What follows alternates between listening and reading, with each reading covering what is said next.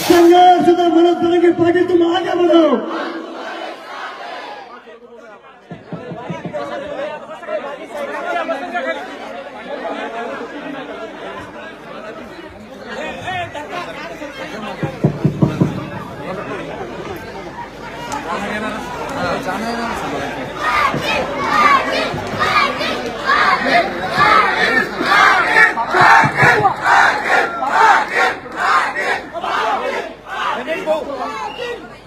हिंदवी समाजाचे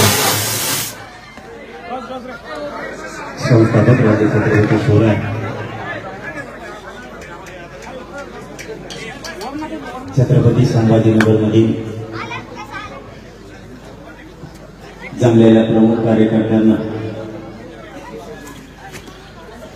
आणि झाटा गावातील चावडी बैठकीच्या निमित्तानं तुम्हाला खूप खूप शुभेच्छा देतो.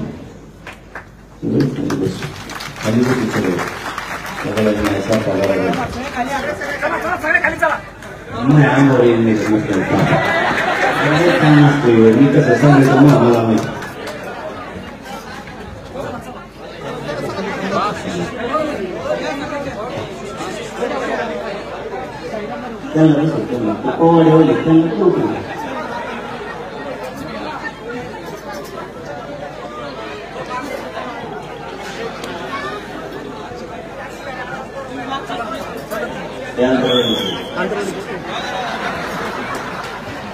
त्यांना असेल माफी.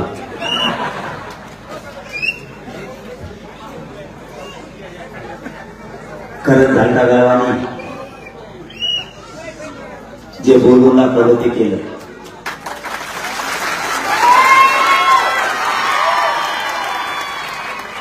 ते म्हणत होते फक्त एक चान्स द्यावा.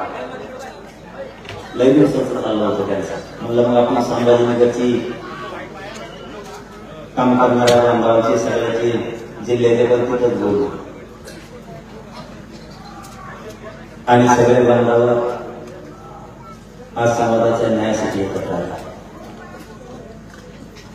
झुंज द्यावा लागणार तुम्हाला, आम्हाला सगळ्याला लढावं लागणार. इथं तुम्ही जर करत नसलो हा चांगला विजय जाईल. असं पाप आपल्या हातून घडू नये ही माझी सगळ्यांना पायाला हात लावून नाही. तुमचं माझं काही असं नसल एवढ्या मोठ्या प्रवाहात होतं मी ते पण करू शकत नाही. चिडचिड पण होती,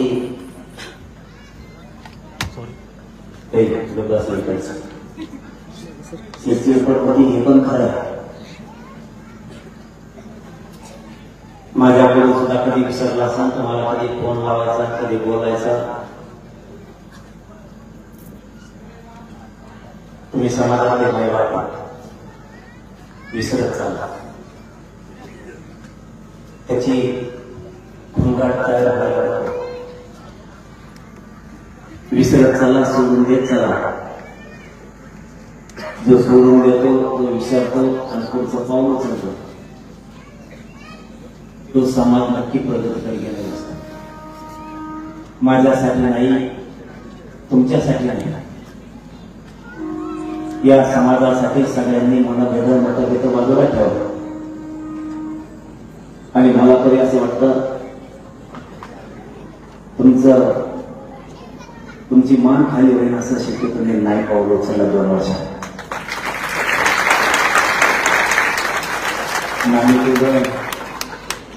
कधी विकलो गेलो ना कधी फुटलो गेलो. समाजाचे लेकरं फक्त डोळ्यासमोर ठेवले. हा समाज सोडून आपण कुठला पाऊल उचललं नाही. लोक म्हणते संधीचं सोनं केलं पाहिजे. मी संधीचं सोनं माझ्यासाठी नाही पण माझ्या समाजासाठी 100% केलं. आज कुणाच्या लेकीबाई कुणाचे पोरं अंतर्वेल देत आहेत. काय असतं बघा,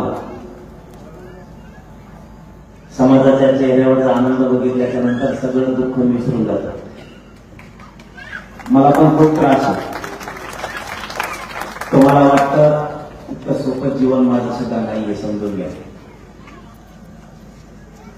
शारीरिक वेदना, सामाजिक राजकीय वेदना, मान अपमानाच्या वेदना, ह्या सगळ्या खांद्यावरती घेऊन चालतोय. मी पुन्हा पुन्हा तेच सांगतो, चुका तुमच्याकडून झाल्या असत्या, माझ्याकडून झाल्या असत्या, त्यांना करण्याची गरज नाही. परंतु ज्या ज्यावेळेस समाज संकटात येतो किंवा आणायचा प्रयत्न केला जातो त्यावेळेस सगळ्यात अगोदर आपलं कर्तव्य असतं समाजाच्या लेकराचं रक्षण करणं. जात प्रगतीकडे न्यायची, तिला उंचीकडे न्यायचं, तिला वरती न्यायचं. जातीची पहिली प्रतिष्ठा आहे, पुन्हा आणखीन वाढवायची. ही जर आपल्याला जबाबदारी पार पाडायची असली खूप अपमान गिळून घ्यावा लागतं, ते लक्षात ठेवा. अपमान आपण स्वतः घडवल्याशिवाय, मान सन्मानाला लाथ मारल्यामुळे समाजाचे लेकर आणि समाज स्वाभिमानी बनतो. आपण जर मान सन्मानात तुटून पडलो, भेदात मनभेदात नाराजीत रुसव्या फुग्यात जर गेलो, आपल्या शेजारचा नक्की सवय लागतात. आपण जे पाऊल उचलतो त्या पावलाप्रमाणे आपल्या आसपासचे कार्यकर्ते, समाज, भावकी, गाव, परिवार, कुटुंब चालतात. मला कितीही काही वेदना झाल्या, किती त्रास झाला, मान अपमान झाला, मी शेजारच्याला म्हणतो जाऊ दे, करत असतात, काय होतं. मग असं बोलल्यामुळे समोरच्याच्या मनातली कटुता कमी. लोक आपल्याला लाडाने समजू द्या, आडमोठं समजू द्या, आपण आपल्या पोराबाळासाठी, जातीसाठी, लेकराबाळासाठी काय करायचं ते आपण करायचं. खरं सांगतो, इथं जवळपास इथं बसलेले 60% लोक माझ्या ओळखीचे, जवळपास सगळे जिल्हा फिरवण्याची ताकद तुमच्यात आहे. इथं बसलेले एवढे तर एखादा पाऊल जर वाकडा पडला असता, तुम्ही जिंदगीत सोबत दिसला नसता. मी ती पुरी काळजी घेतली. काळजी यासाठी घेतली की मी माझं भविष्य नाही करू. समाजाने केलेलं कष्ट, समाजाने लोकांसाठी वेचलेलं आयुष्य, स्वतःच्या लेकरापेक्षा लोकांचे लेकर मोठे करण्यात मराठ्यांनी खूप आयुष्य दिले. पण ज्या दिवशी आपली बारी आली ना, त्या दिवशी ज्यांना आपला आपलं म्हणत होतो तो आपल्या पोरापोरींच्या लेकराबाळांच्या भविष्याचा निर्णय घ्यायला लागला. बरं झालं मराठा त्यांच्यामुळे, त्यांच्या वागणुकीमुळे पेटून उठला आणि कधी न मिळणारं मराठ्यांना आरक्षण मिळालं. हे बरंच भाषण करायचं तर कळत नाही.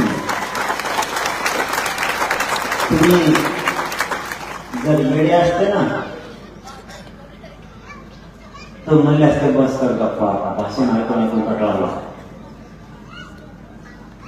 सिद्ध करूनच दाखवलं. असून सुद्धा दिलं जात नव्हतं. कुणी पण गणित लावा, पुन्हा शोध घेऊन बघा, फक्त खरं बोलायचं शिका. कुणाचं तरी ऐकून मला टार्गेट करायचं, बोलायचं म्हणून नका बोलू. मग तुमचा खऱ्याचा खोटा, खोट्याचं खरं कधी सुद्धा होऊ शकत. प्रामाणिकपणानं तुम्ही तुमच्याकडे जायला विचारा. समाजाला त्या दिवशी मायबाप मानलं, त्या दिवशी प्रामाणिकपणे मी पोरासारखं काम केलं. 58 लाख रुपये मी बोललो नाही. माननीय शिंदे साहेबांच्या समितीनं सरकारला तो अहवाल दिला. एका नंतर तुम्ही पस्ताव करा तरी 3 कोटी मराठा आपण आरक्षण घातलं. आणखी काय करायला पाहिजे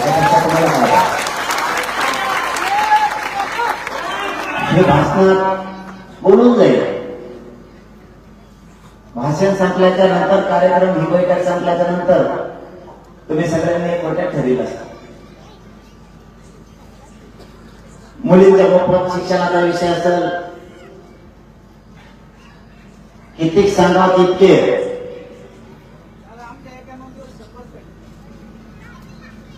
हे स्वप्न जर आपल्याला पूर्ण करायचंय, त्याच्यासाठी मी तुमच्याशी निश्चय राहिलो. मी तुलना माझी दुसऱ्याशी कधी करत नाही, करणार पण नाही. आणि मी त्या मस्तीत मुनाजात जगत गेले. असता खोटं सांगत नाही. आपल्याला इथं असे लोक आहेत की त्यांनी 30-30 वर्षे, 20-20 वर्षे, 25-25 वर्षे, 15-15 वर्ष संघर्ष समाजासाठी केले. जर 2-2 कोटीची सभा घेणारा माणूस जर असता ना, गावात आलाच नसतं. ते तिकडं धावत जगलं असतं, हेलिकॉप्टरला असतं, फडफड फडफड फडफड करत. तुमच्या रक्ताशी बेमानी नाही करत, तुमच्या पायाजवळ आजरी गेली जातात. कारण मला त्यांना लोकांना जगायचंच नकोय.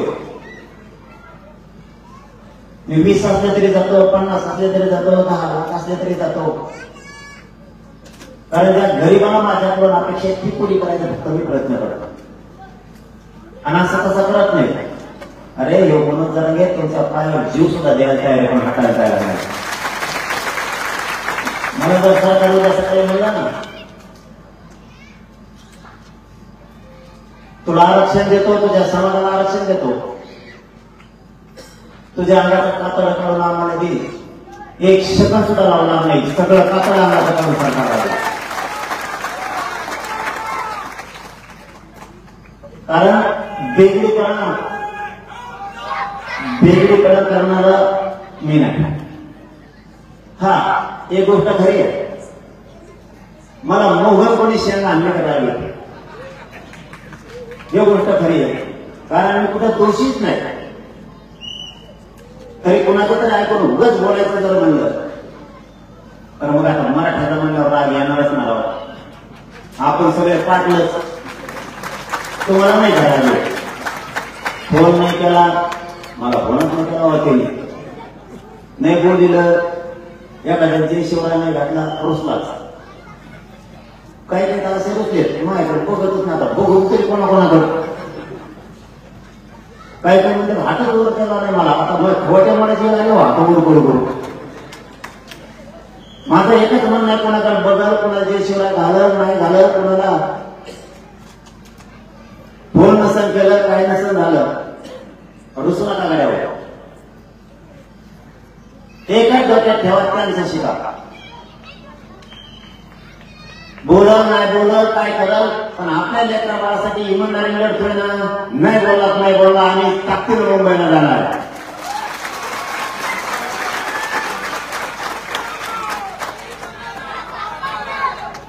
हे आपल्याला करावंच लागणार. ज्या दिवशी आपण संयमाच्या यादीत येऊ, ज्या दिवशी आपण इमानदारीच्या यादीत येऊ, ज्या दिवशी समाजाच्या पोराबाळाचं रक्षण करायचं या दृष्टिकोनातून आपण त्या यादीत बसू, त्या दिवशी मराठ्यांकडे वाकड्या नजरेनं कोणी बघणार नाही. अशी परिस्थिती झाली. आता मग आजपासून तुम्ही फोन लावत होते, थोड्या भर बनवला, ते बंद करून टाकलं. बोललं की लगेच टाकून देते. ते का टाकायसारखं तरी आहे. मी जे बोललो ते मीडियात बोलतो, भाषणात बोलतो, मग बाकी जर वाटतात मला कसा नाही आला. 10-5 जण माझ्यावर बसते, ते काम झालं बोलावर, मला सोमवार राहत मग मी म्हणतो घे लगेच बोलू, लगेच दुसरं बोललंच. मला नाही बोललो, बंद करून लागला. तुम्हाला बोलतो बंद करून मी आता मी सगळंच बंद करून लागलं. नको झाला फोन, कोणालाच नको बोललं, कामात नको बोलला. समोरचा अधिकारी येऊन मला सांगत असतो की थोडे रोखल्यासारखे झाले, तुलसी बोला मला बोलतो. मग काय तुलसी करून मग मी पट्टा धरला, कामाला बोलावलं होतच नाही. काय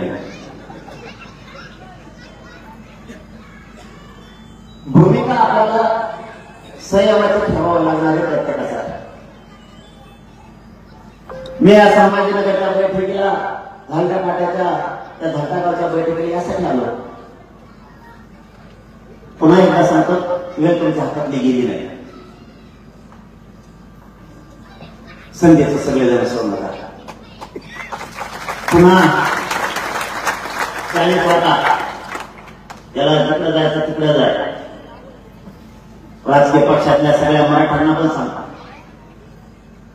ज्या दिवशी समाजावरती जातीच्या लेकरावरती संकट उभा राहतं ना, त्या दिवशी असं तुटून पडावं लागतं समाजाचं आणि समाजाच्या पोराबाळाचं रक्षण करायला. मी या संभाजीनगर मधून सगळ्या पक्षातल्या भाजप असो, शिवसेना, राष्ट्रवादी, काँग्रेस, जसराम काय काय असं सगळ्यांच्या पक्षातल्या सगळ्या आमदार खासदार मंत्र्यांना विनंती करतो, जर माझ्या लेकराबाळाला समाजाला जर त्रास द्यायला लागले, कधीतरी माझ्या समाजाच्या लेकराचा पाठवून हात फिरायला पाहिजे. एकदा तरी जीवनात तुम्हाला मारताना असं वाटलं पाहिजे, ज्या दिवशी माझा समाज संकटात आणायचा प्रयत्न केला त्या दिवशी मी रस्त्यावरती होतो, समाजाच्या खांद्याला खांदा लावून. आणि सगळ्या पक्षातल्या नेत्याला, पदाधिकाऱ्यांना, त्यांचे अध्यक्ष असतील, जिल्हाध्यक्ष असतील, सरपंच, ग्रामपंचायत सदस्य, सभापती, जिल्हा परिषदचे महापौर, नगराध्यक्ष, आमदार, माजी आमदार, खासदार, मंत्री यांना सगळ्यांना आव्हान,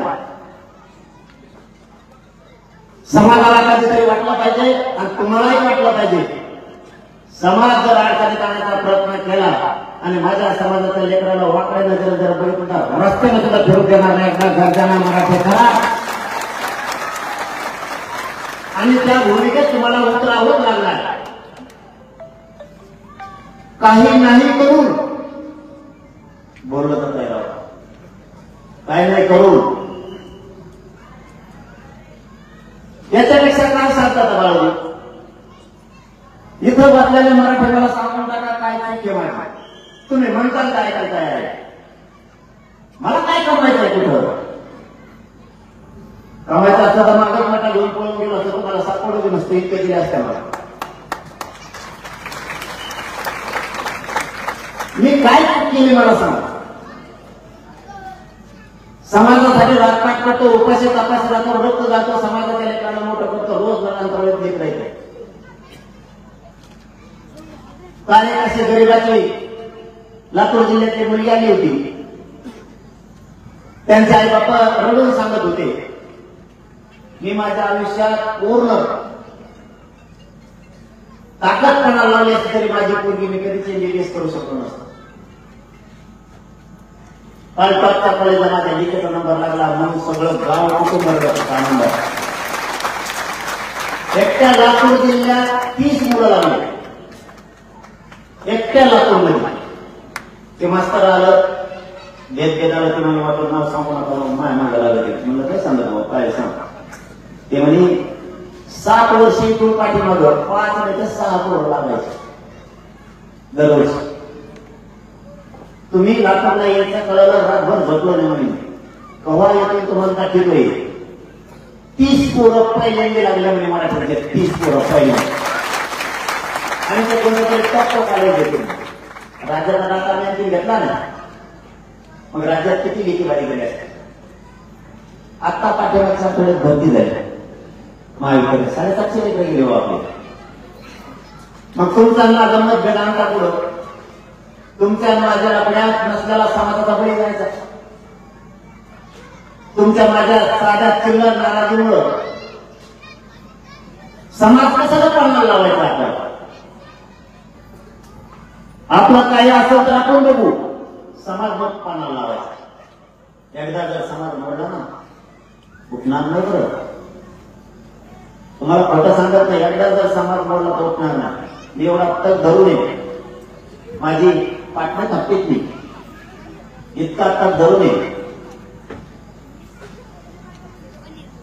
उभा राहता येत नाही, चालता पण येत नाही आणि त्रास पण नाही येत, पण समाज मला हरताना बघायचा आणि म्हणून मी तक धरून. आणि मी हरवून देतो ना, मी समाजाला हरवून देत नव्हतो, कुणाचा बाप येऊ नये. आपल्याजवळ एकदा गोळीचा तर दुसऱ्या वेळेला काय असतं तुम्हाला माहित नाही. कोणासाठी काय चुकीचं केलं नाही.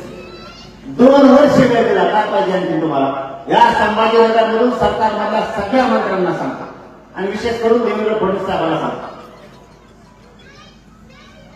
मी जास्त मीडियावाल्याच ऐकतो, ते म्हणजे थोडा आवाज बोलत त्याला मला जाऊन घ्यावा, थोडं बोलू काय करता. आहे सरळ सांगतो मी तुम्हाला. जो माझ्या समाजाची सभ्य वागतो त्याच्या संग मी सभ्य वागतो.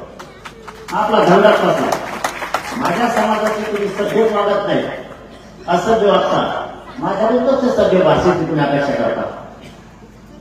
या समाजानं तुम्हाला ही खुर्ची दिली, कधीच मिळणार नव्हती, पश्चाताप करत होते, इतके मेटाकोटे लागला होता, पुढे हातात टेकले ते. माझा मराठा शिवसत्ता नाही येऊ शकत कोणाची. तुम्ही कुरगुडी करायला लागले मराठ्यांवर. मराठी ही साधी सोपी गोष्ट नाहीये.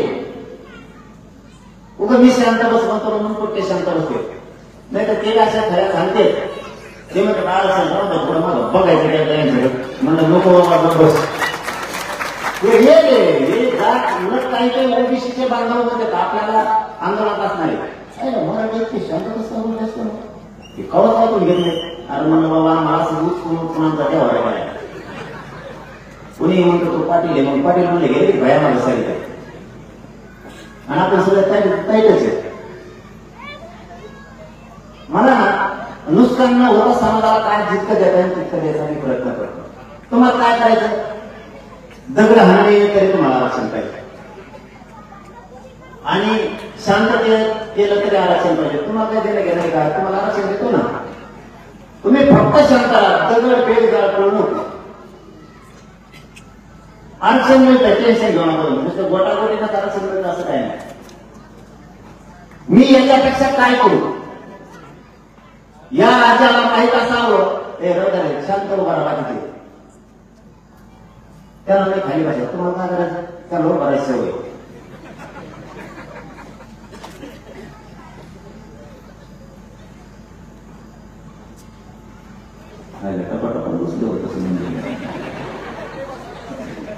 याच्यामुळे जळत आपल्या ती ते म्हणजे मराठी एकामेकाला ऐकत पाहिजे असं होतं. काही ठेवायचे खाली बस म्हणत तेव्हा नाही बसला. आता आपण याच्यामध्ये खाली बसतो, जागा देतो. आणि तुम्हाला सांगू मला होत नाही या जागी होता नाही सांगत, पण बरं झालं का समाजाने केलं आणि समाजाने सुद्धा मोठं मन दाखवलं. रेड्यात कसा सवय मराठ्याला म्हणूनच मराठा सुधारणार आहे. आपण जशी सवय असेल तसं समोरच्याला. तुम्हाला महत्वाचा मुद्दा सांगत होतो, एक इकडे कोण गुळगुळ बोलायचं बंद करावं का. बारीक बारीक असलं तर तुम्हाला आरक्षण लागत खरं नका तुम्हाला ते त्यांना एकदा मोठा होता बघा कसं करलं. तुमचं कोणाचं ऐकत नसते ते बारकाला पोरण बोलू नका. आता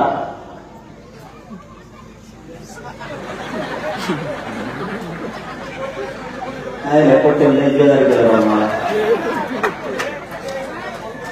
मुंबईला कुंकण चढतो आणि मग तिथं ते सिटी कोण कोण असतात का कमिशनर ते त्याच्यामध्ये बिल्डिंगवर लांब चढ येते. आता म्हणून मला दिसतच नाही ते म्हणजे चढ पण तेवढे खाली गेला खाली कसं घेऊन चढलेच माहित नाही. मग मुख्यमंत्रीच आले. खरं सांगतो मी फोटो बोलत नाही समाजाला म्हणून तर सांगत नसतो. मुख्यमंत्री आले ते म्हणजे एवढं कसं चढले म्हणून म्हणा त्यांना तो विचारा 17 ताळी बिल्डिंगवर बघा ते चढणं तिला पाहिल्या नाही भोयल्या नाही काही नाही. त्याच्यात सुद्धा हे मुंबईत त्यांना टेन्शन येते की बघा आता दातांत घालून घेतल्यासारखं करतं.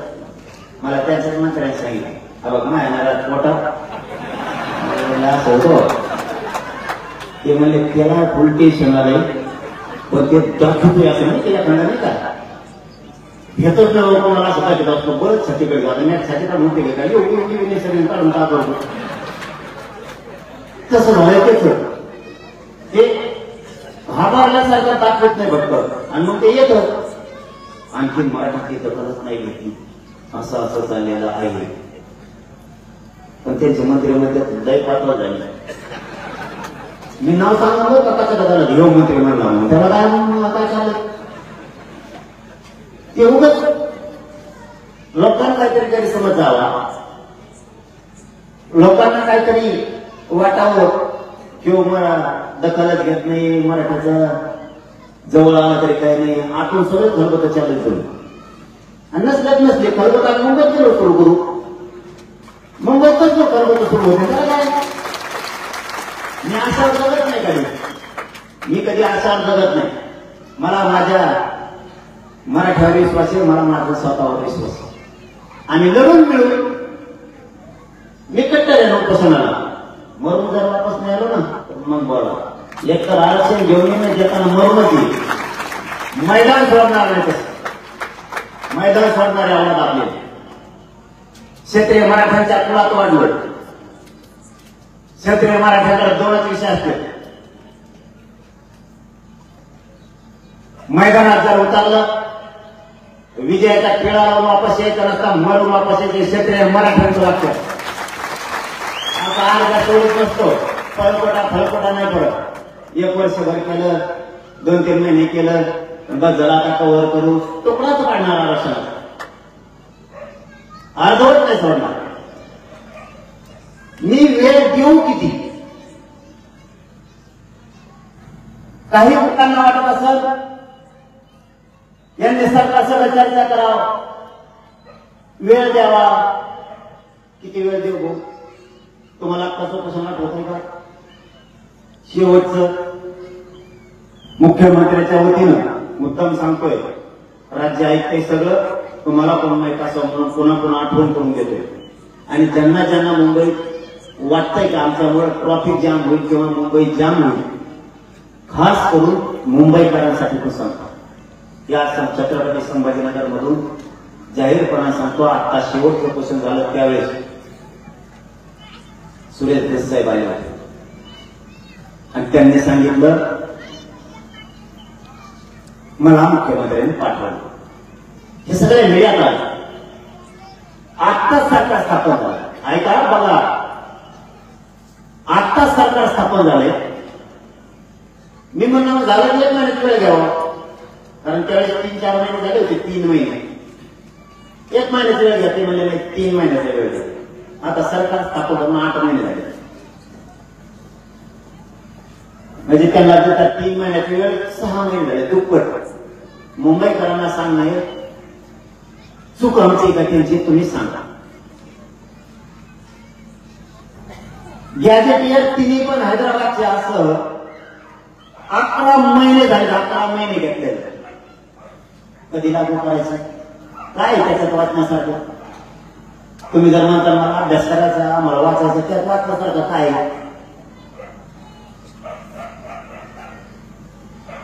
58 लाख मोदीचा आवाज दिला. मराठा आणि कुणबी एक ही पहिली मागणी आपली. त्यावेळेस गिरीश महाजन साहेब म्हणले होते, कुठलाही कायदा पारित करताना आधार लागतो. ठीक आहे म्हणजे आधार. आता 58 लाख मोदीचा आवाज, कायदा पारित करायला तुम्हाला आधार पाहिजे किती? ओबीसी जेवढ्या जाती गेल्या त्यांचा कोणाचा आधार नाही, तरी पण आरक्षण दिलं गेलं. आमच्याकडे बोलतो ते तुम्ही सांगतो तुमच्या लेकराला तुम्हाला, पण 58 लाख मोदीचा आवाज आता हरकत काय मराठा आणि कुणबी तयार करायला? सरळ आणि सोपं. प्रत्येक वेळेस वेळच दिला. वाशीतून आधी सूचना काढली सगळ्या शहरांची, त्याला सुद्धा वेळच म्हणते. 1.5 वर्ष झालं. किती वेळ द्यायचा? मुंबईकरांना त्रास होऊ नये, सरकारला त्रास होऊ नये म्हणून मराठ्यांनी ती भूमिका घेतलीच ना. वेळोवेळी तुम्ही अडचणीत नाही आले पाहिजे, आम्ही पण अडचणीत नाही आलो पाहिजे. तुम्ही 6 महिन्यात सगळ्या सोयीची अंमलबजावणी करू म्हणले, का तुम्ही नाही? काय चुकी बाबा आमची? आता प्रश्न आहे, आम्ही तुमचं काय ऐकावं? मुंबईत येऊ नये हे काय पाहणे? काय चुकी आमची? 2 महिने मागितले, 3 महिने दिले. 30 दिवस मागितले, 40 दिवस दिले. हे मुद्दा मी सविस्तर सांगायला लागलो, कारण मला वाटतं आता ही याच्यानंतर बैठकच होणार नाहीये. कारण मला सुद्धा थांबून आमचं नियोजन सुरू आहे अंतराळ, त्यामुळे आता गाव सोडत नाही आम्हाला. म्हणून सविस्तर यासाठीच सांगायला वेळ द्यायचा यांना. चूक दाखवा मग. तुम्ही अलगोडेपणा करायला लागला. चला समाजाचा ऐकतो. बरेच वेळ केला. पहिल्यांदा म्हणले गॅजेटियर नाही, ते सत्य. महाराष्ट्र सरकारजवळ गॅजेटच नाही तर लागू करते. ठीक आहे म्हणलं, काय केलं पाहिजे, तुमच्याकडे घ्या. ते मला तुमचं घेत नसतो आम्ही. आईला म्हणलं तापच झाला आता. म्हणलं मग शंभूराजे आले. ते म्हणले आम्ही हैदराबादला जाऊन आणतो. म्हणलं ना गेले. तिथला मुख्य सचिव म्हणे आम्ही तुमच्याकडे देत नसतो, कारण तुम्ही सरकार आहे, शासनाकडे आम्ही देत नाही, प्रशासन पाहिजे आम्हाला. झाला का गोळ? बरं एवढं मोठं गॅजेट जर देत होतं मला काय चावतं का ते? एकेका नोंदीसाठी जीव जातो भाऊ, एकेका नोंदीसाठी एवढं मोठं गॅजेट कसं सोडी? गॅजेट हैदराबाद बोल. महाराष्ट्र सरकारजवळ गॅजेटच नाही. जर असतं तर तो उत्तर पण देतो तुम्हाला. जर असतं तर शंभराचे कशाला गेले असते मुख्य सचिवाला घेऊन दुसऱ्या वेळेस? मग आम्ही सांगितलं तुम्ही मुख्य सचिव घेऊन जा. पुन्हा निर्माण केलं, त्याच्या डिझेल राखेल घातले, त्यांना सोबत लगेच पळले. त्यांचा मुख्य सचिव, आपला मुख्य सचिव आणि शंभराचे देसाई साहेब स्वतः आंतरवाडीत येऊन त्यांनी सांगितलं 9,000 रुपयांना अटॅस्टेड करून आणल्या. आता काय अडचण? तिथे एक शब्द वापरला होता, गॅजेट आणि दस्तावेज आणून जमणार नाही. तिकडच्या सरकारनं यांना हस्तांतरित करताना जर अटॅस्टेड करून दिल्या तर आपण आरक्षण तिकड अटॅस्टेड करून आणा. शिक्के मला पेट्या घेऊन आपल्या इकडे होत्या, नुसते शिक्के हणादाना मग काय अडचण आहे? आणल्या म्हणून दिल्या. पुन्हा काय घोळ झाला काय माहित नाही. 2 महिने म्हणले समिती स्वतः नाही, म्हणजे समितीला म्हणा. पुन्हा समितीला इमानाचा दंड केला होता ते. पुन्हा समितीने जमवलं. शंभराजे आणलेलं 13-14 महिने झाले आणि समितीने आणलेलं 11 महिने होऊन गेले. किती दिवस अभ्यास करायचा? काय चूक आहे माहिती? मी नाही होऊन ती काय होतं ह्याला नाही मुंबईत होऊन ती काढला. तुम्ही एवढं आमचं लेकरा बाळांचं वाटवळ बघत असाल तर मी नाही सांगू शकतो. या झालता गावात जर तुमचा सातबार असेल तर तुम्हाला जमीन दिलीच पाहिजे या मताचा मी. कोणत्या ओबीसीचं मागत नाही, कोणाच नको आम्हाला. आमचा जे हक्काचे होता द्या. सरकारी दस्तावेज गॅजेटियरमध्ये सरकारी दस्तावेज काय अडचण तुम्हाला द्यायला? शाहूराजांच्या संस्थांचं 17 संस्थांचं गॅजेटियर. पश्चिम महाराष्ट्राच्या सगळ्या वस्तू अडचण काय तुम्हाला द्यायला? बॉम्बे गव्हर्नमेंटचं द्यायला तुम्हाला हरकत काय? कारण त्यावेळेचे शासक सुद्धा तेच होते. कोणाचा काय व्यवसाय आहे, कोण काय करतोय याच्या सगळ्या नजर त्याने ठेवला होता. अडचण काय?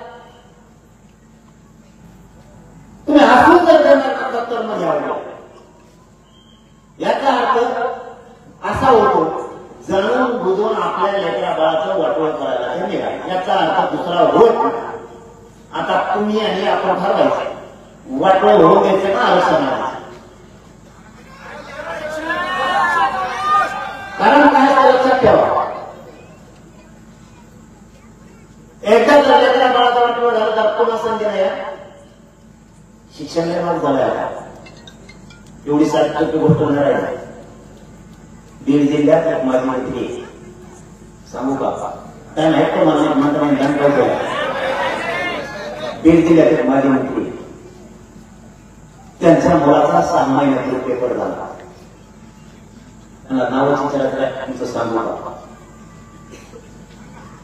नाही त्यांनाही करत आहे, त्यांना अडचण येऊ नये म्हणून आपण कोणाला अडचण आणत नाही. म्हणून तर ह्या मराठवाडा विश्वास सगळ्यांना मला आवडल्याशिवाय मी कुणाला माझ्या बोलत नाही. मला आवडला मग सुरू करतो. त्यांच्या मुलाचा 6 महिन्यापूर्वी पेपर झाला आणि पेपर झाल्यानंतर त्यांचं प्रमाणपत्र मिळालं. 2% हुकलं त्याचं पोरं. 2% हुकलं म्हणजे तुम्हाला हे सांगतोय, श्रीमंतीला सुद्धा आरक्षण किती गरजेचं आहे. श्रीमंत मराठ्याच्या डोक्यात जर काही फॅट घातला असेल तर त्यांनी काढून टाका. माझ्याजवळ पैशाची, आमकाचे, प्रॉपर्टीचे, लेकरा बाळा सुखात नाहीत. लेकरा बाळाला जे पाहिजे ते तुमच्या प्रॉपर्टीकडे नाही बघत. मित्राबरोबर राहतं, आपली मुलगी मैत्रिणी बरोबर राहते, तिला वाटतं आपण त्यांच्या कोणीच तोड चाललो पाहिजे. ते तुमचं प्रॉपर्टी नाही बघत. ते जरा जरा टक्के होतं ना, ते रात्रंदिवस घरात विचार करत बसतं, ते लागलं, मी नाही लागलं, ते लागलं, मी कसं का नाही लागलं. तुमच्या प्रॉपर्टीकडे नाही बघत. लेकरा बाळांच्या इच्छा पूर्ण करायच्या असल्या, त्यांचं स्वप्न आपल्याला साकार करायचं असलं तर आरक्षण सहकार्य करायला. त्या माजी मंत्र्याचा पोराचा 2% नंबर होता, सहमानी प्रमाणपत्र निघालं. त्यांनी ते मार्क जोडले. 8 मार्क शिल्लक आले त्यांना. ते उठलं नंतर लिहितात, ते म्हणे हे प्रमाणपत्र जर 6 महिने आधी निघाला माझा लहान वर्ग कलेक्टर झाला. म्हणजे श्रीमंत सुद्धा डोळे बोला. राजकारणाच्या येण्यापायी राजकीय नेत्याला सत्तेला मोठा मानण्यापेक्षा जातीला आणि जातीच्या पोरांना जे मोठा माना, स्वतःच्या लेकराला जे मोठा माना, तरच आपण सुधारणार आहे. नाही सुधारत नाही. तुम्हाला मानावं